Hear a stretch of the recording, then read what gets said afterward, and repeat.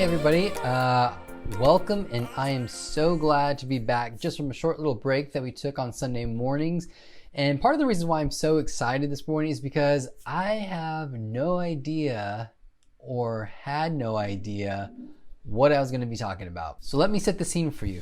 It's Saturday morning and I have a blank sheet of paper or, digital paper in front of me with nothing on it, no thoughts, zero ideas. And Casey asked me, well, don't you have to be writing a message or something? Which I respond, yeah, I do. And she says, well, what are you going to be writing about? I have no idea, no ideas. To which she properly says, you should probably get started. Yeah, I know. And so as I was sitting there with just this blank piece of paper in front of me, I kept reflecting back on really one thing, and it was the gospel and relationships. The gospel and relationships.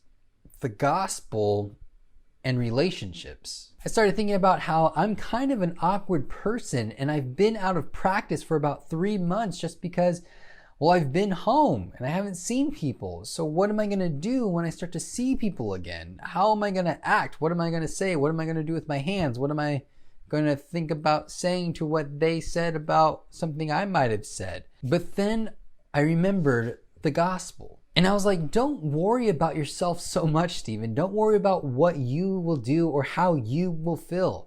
Worry about someone else. Worry about someone else and their needs. And I started thinking about my kids, about how, for most of the time, they are pretty sweet little kids. But then there are some days when all of that gets erased because they're little terrors. But of course, at the end of the night, I can't help but just love them, no matter how much they've done wrong or even how much that they've wronged me. I just can't help but love on them. And that's the gospel. And I started to think about my relationship with my wife, and how she's so gracious when I prioritize myself over her, or how she can be so understanding when I only want to be right without being loving. It's the gospel that she loves me enough to meet me where I'm at, but she's also committed to not just leave me there. You see, when we use the word gospel, it literally translates to good news, the things that have been done for us. In fact, the gospel was actually used most often referring to kings or kingdoms. When there was a new king that was crowned, or let's say that they were in battle and the battle had been won, they would come back exclaiming the gospel. What has been done for us? The battle was won for us. The gospel, the good news is coming. And think about that for a second.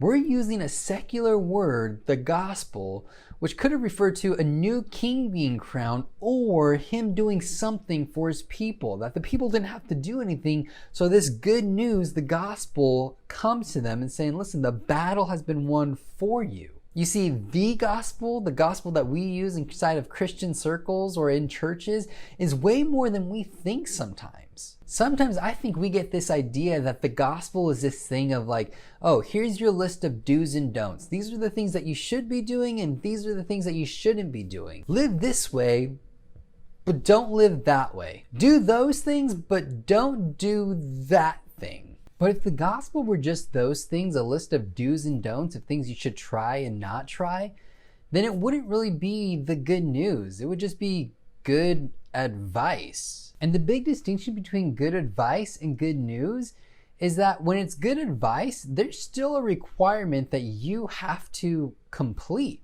Hey, you want some help with that big heavy bag that you have to lift? Lift with your legs. Good advice. Hey, you know that big heavy bag that you want to lift? Don't worry about it. I already moved it for you. That's good news. You see, the gospel is the announcement that the new king has come with his battle plan and defeated sin and death for us on our behalf. Something that we probably didn't deserve, but he did it because he loved us. And that's good news. And sin is one of those tricky words because it's one of those things that we don't necessarily like to acknowledge and really call it what it is most of the time. I mean, sometimes we use words like mistake or mistakes, and these mistakes that we commit, sometimes we choose to do them over and over and over and over. And sometimes these mistakes are planned. And sometimes these mistakes are those things that we do when we know that we shouldn't do them, but then we choose to do them anyway.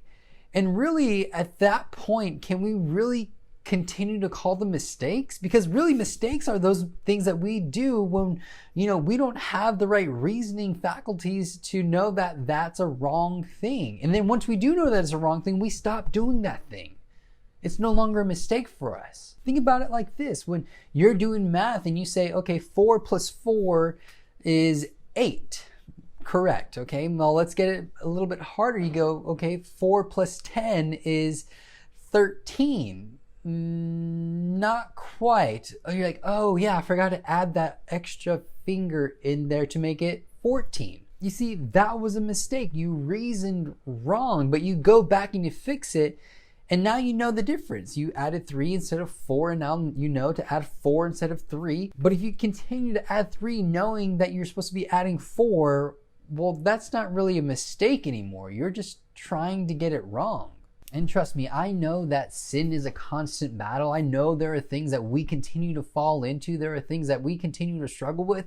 But guess what? That's the good news, is that battle and that struggle of trying to defeat those things have been done. It's been completed for you. The sin of life that keeps you separated from God, you don't have to battle it anymore because there is someone who went before you and battled it for you and won. And the good news isn't just the proclamation that the battle has been won for you, but it's also where we find power to be light in dark places, to be light in those places like our schools or our neighborhood or our churches or within our friends or within our families. But that all happens when we first recognize the darkness within us and how Jesus brought light to it. So let me start to challenge us a little bit, because we all have a pretty good idea of what the gospel is. I mean, we can think of John 3:16, that God gave his one and only son to die for us, that we might not experience death, that we might have eternal life because of believing in him. And because the gospel message has become so familiar with us, we've almost become numb to it. We've almost become numb to it, like, okay, yeah, we get it. God loves us, so he came down and he died for sin, and now we can live with him eternally if we believe in him.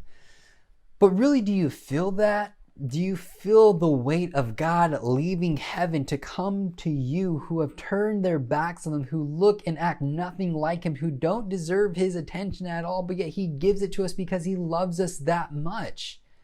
Do you get that? And this is what I mean by that, because I think some of us feel like we can talk the big talk. We can talk the big religious questions. We can ask all the right questions and say all the right things and look the right way. But I think sometimes we get uncomfortable when we start to apply those big questions and those principles and those commandments to us personally. What it looks like to love our neighbor, what it looks like to honor our father and mother, what it looks like to serve one another. I think we sometimes get uncomfortable when we start to really ask that question of, what does that mean for me? The thing that I just read about you serving others and serving the poor and serving those people who look and act nothing like you, what does that mean for me exactly? I think it just feels a little uncomfortable because people look and act and come from different places. Matthew 16, there's this great conversation with Jesus and his disciples, and they're kind of sitting around, and Jesus asks this question. He looks at his 12 disciples and he says, listen, you guys are out there, you guys are talking to people and you're hearing people talk. Who do they say I am? And it's so interesting that in that moment it says that everyone spoke. Everyone said something, and they said, listen, people are saying that you're Elijah. People are saying that you're a prophet. People are saying that you're John the Baptist. And Jesus is listening to everything, and he's like taking it all in, and he's like, okay, that's what they say. That's what they say. That's what you heard. Okay, that's interesting. But let me ask you this, guys. Who do you say that I am? Who do you say that I am? Listen, I know you said who everyone else thinks I am, but let me really ask you, who do you say that I am? And I imagine in this moment, there's a little bit of awkwardness. People are feeling a little bit just uncomfortable. And I imagine there's a pause there, whether it's 7 seconds or 30 seconds, however long it might have been. I bet you it felt like forever. And the reason I say this is because, in the first part, when Jesus asked, who do people say I am? What do they say about me? Everyone gave an opinion. But when it came to Jesus asking, who do you say I am? There was one person who spoke up, and it was Peter. And of course it's Peter, because that's what Peter does. Peter's always the first to speak. He's always the first to throw out his ideas without actually thinking them through. And so however long this pause was, it was Peter who broke it. And Peter says, well, you're the Messiah, right? And so when I read this, the question that goes through my mind is, well, what happened that in the first part, when he's asking, what do they say about me? Everyone was, quick to jump in. But when it came personal, it was different. It shifted. Something changed. And what was it? And honestly, I think if that question were still asked of us today, we would have a pause. We would feel that tension. We would feel uncomfortable. It might have a little bit of an awkward silence to it. Another famous example of this is in John chapter 4, when Jesus is meeting this woman at the well. It's high noon and he's at a well, and he sends his disciples into town to go get some food. And so he meets this Samaritan woman, and already Jesus is going to break all of the rules, because this Samaritan woman had a past, and Jesus is talking to her. And not only that, Jesus asked to drink water from her jar. And so this was a no-no, because first of all, it's Jesus and a woman, which is like, don't do that. And not only is she a woman, but she's a Samaritan woman, which were, these half-breeds to Jews. They had this idea that, you don't hang out with them. There was kind of this racial bias to say, like, those are unclean people. Don't hang around with them. And Jesus is there talking to her. And in this conversation, Jesus says, listen, we're here at this well. You are getting water. I want some of your water, but let me ask you this.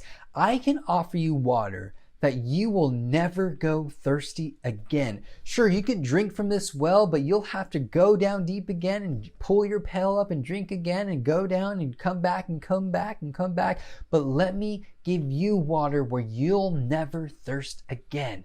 And of course, this woman is like, yeah, I'm thirsty and I want something that will quench my thirst. What is it that I have to do? And Jesus looks at her and he says, well, okay, I'm gonna speak into your life a little bit. Bring me your husband. And this is where it gets awkward. This is where it gets uncomfortable, because this woman, again, has a past, and she doesn't know that Jesus knows that she already has a past. Sorry, let me say that again. She doesn't know that Jesus already knows that she has a past. And so when she hears the question, you can imagine, again, that pause, however long it might have been, but she answers and she breaks the pause and she breaks the silence by saying, well, I don't have a husband. And again, it gets more tense. It gets more uncomfortable, because Jesus says something that is so radical, that is so almost offensive to the person hearing it. And he says, you're right. You don't have a husband. You have 5 husbands. And the one that you're with now isn't even your husband. You see, Jesus is willing to go to those places that a lot of us don't want to go to. A lot of us don't want to bring up. A lot of us don't want to bring to the light. But Jesus does it not to shame us, but to show us grace.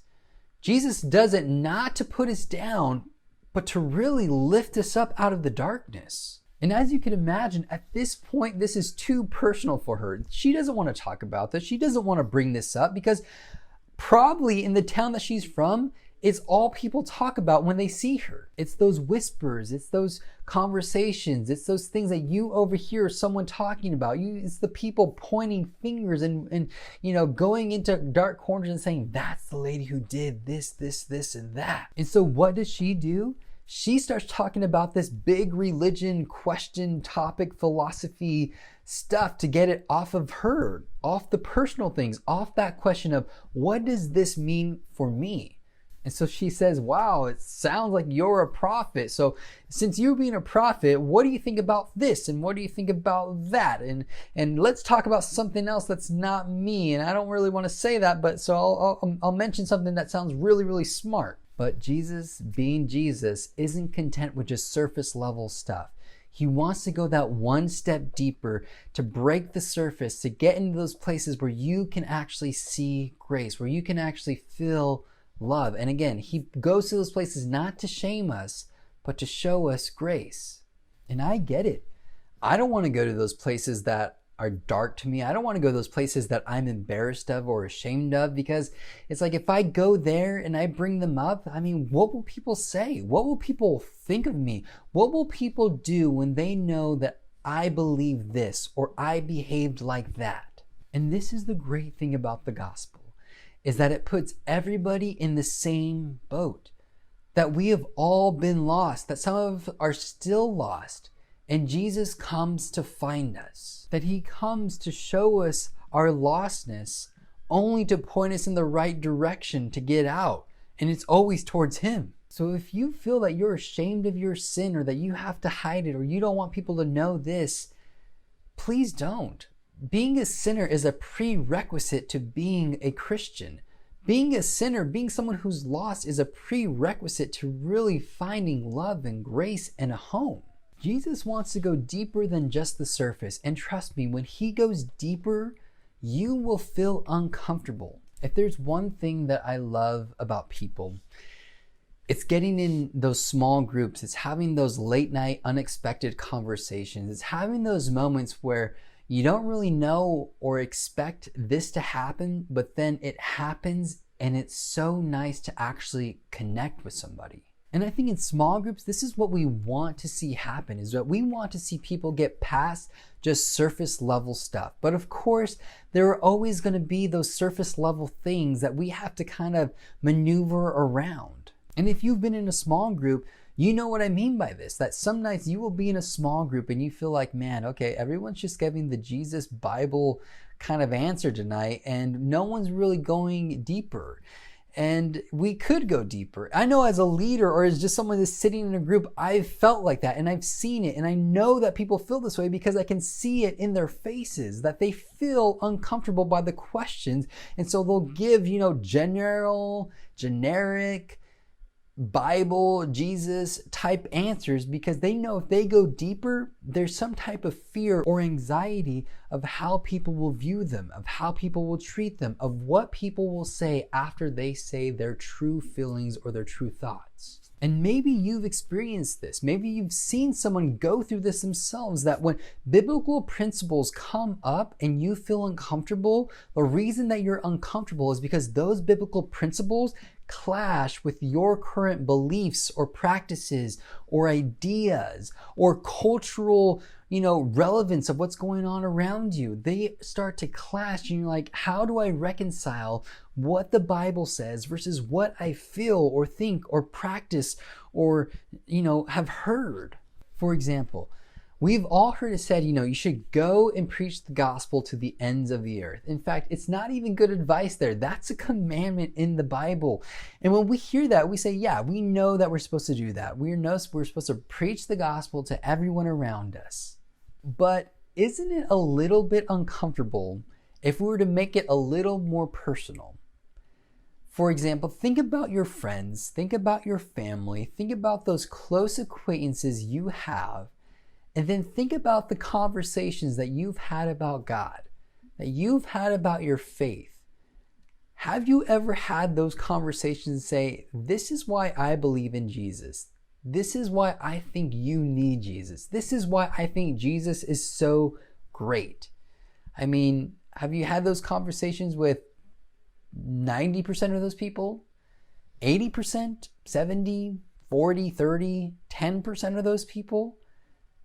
I mean, out of 10 people, how many conversations with those people have you had about your faith, about Jesus, about God? And I'm guessing the number isn't higher because it's a little uncomfortable. That here is a biblical value, a commandment that we are supposed to do, but it's clashing with something we value. And that thing that we value might just be an idea or a practice of how we feel. Maybe it's this idea that we have to battle of, like, how will people view me after I share this? Will people think that I'm weird because I'm talking about this? Will this make people feel uncomfortable? I already know that I'm going to be uncomfortable. Will it make them uncomfortable? Or maybe it's something that, we say that we practice, that, we're supposed to go out and preach the gospel, but this is the way I'll do it. I'll preach the gospel by the way that I live. I don't know if you've ever heard this saying before, but I'll preach the gospel always and use words when necessary. And it's a great saying, and I think it's something we should all live by. I mean, it's saying, live the best life that you can live, the best Jesus example that you can, and when necessary, use words. But my only pushback to that is, if you never have had to use your words, then how close to the example that Jesus set are you living? Because if no one is really asking, hey, why do you live the way that you live? Maybe your life doesn't look that much different for them to ask that. And so you're actually never having to use your words because you don't actually live the example that Jesus set for you. Or let me ask you, does this make you feel uncomfortable? When, it said, be slow to speak and quick to listen. Do you ever find yourself speaking way too much? Or has anybody ever said, listen, you're not listening to me? Or have you ever been guilty of noticing the speck in your neighbor's eye while there's a huge plank in your own eye? That's got to hit everybody at some point, that you are so focused on what other people are doing. Or let me put it this way, are you so focused on the blessings that other people are getting that you have no time to actually look and see what blessings God is giving you? It's that plank in your own eye that you're not worried about when there's only a speck in your brother's eye. In the New Testament, we see religious people all the time interacting with Jesus, and they feel uncomfortable. And you might ask why? Well, partly they feel uncomfortable is because Jesus is really threatening every piece of their life that they know. Everything that they know, Jesus is kind of redefining for them. I mean, they look at Jesus and they say, this man calls himself a teacher, but look at the people that he's hanging out with. This man calls himself a rabbi, but he's having dinner with the prostitutes and the drunks and the tax collectors and all the sinners. I mean, doesn't he know that he shouldn't be doing those things?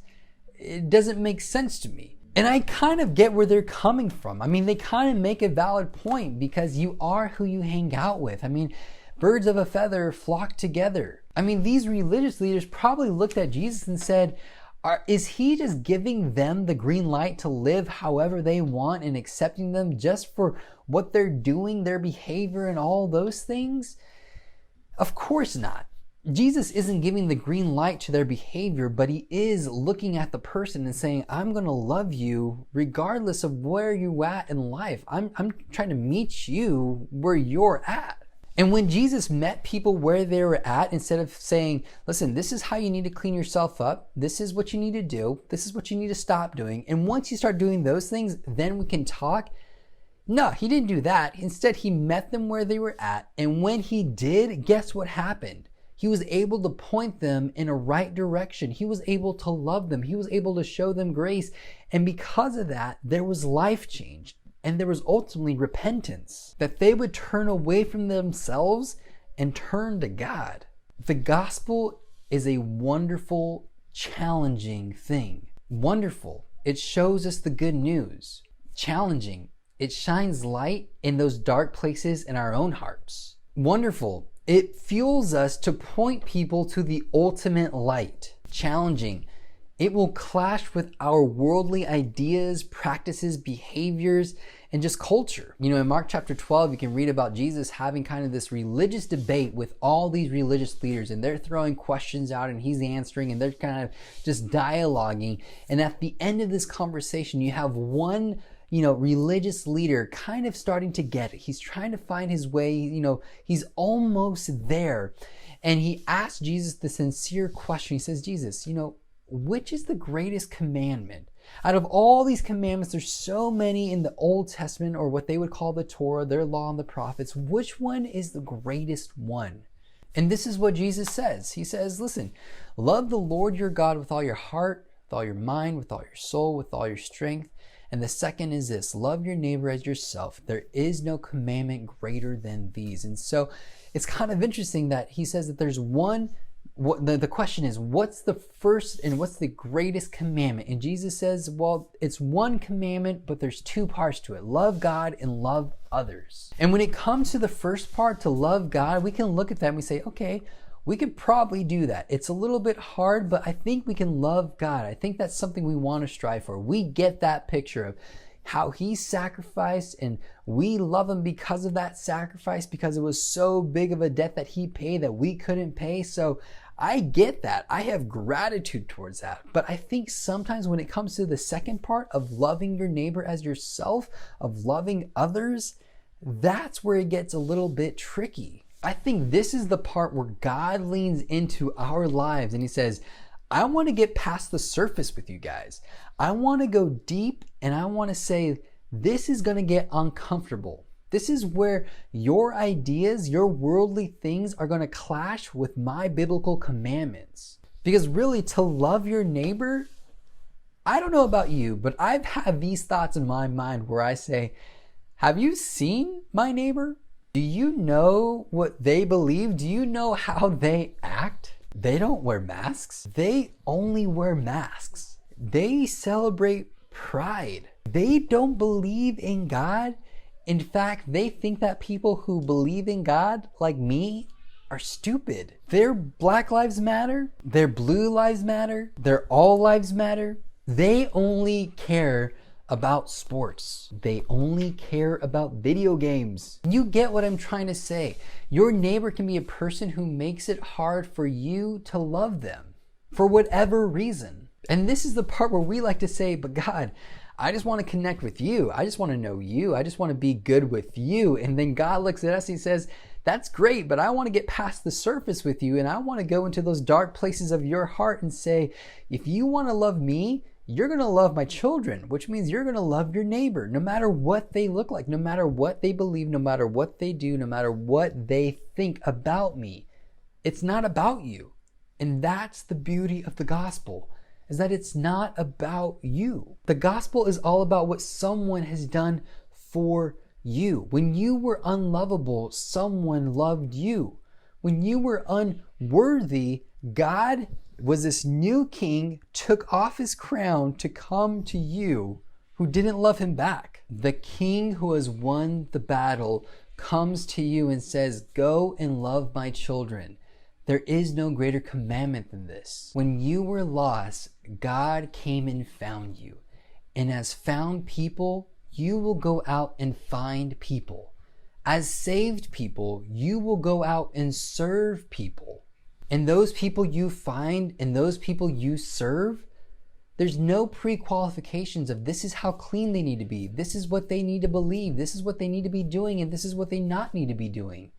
It's just go find people. The gospel is the good news of how Jesus came before you and loved you and sought after you and won the battle of sin and death for you, even when you didn't deserve it, even when you didn't love him, when your backs were turned against him. He sought after you and loved you. So be in awe of the gospel, but also be challenged. Challenged to love those who look and act nothing like you. Challenged to preach the gospel to the ends of the earth. Challenged to be slow to speak, but quick to listen. Challenged to be mindful of the plank in your own eye before you're mindful of the speck in your brother's eye. The gospel really is a beautiful thing. And we should all truly be grateful that we have a king who would serve us before he serves himself. So thank you guys, and be blessed, be challenged. Bye.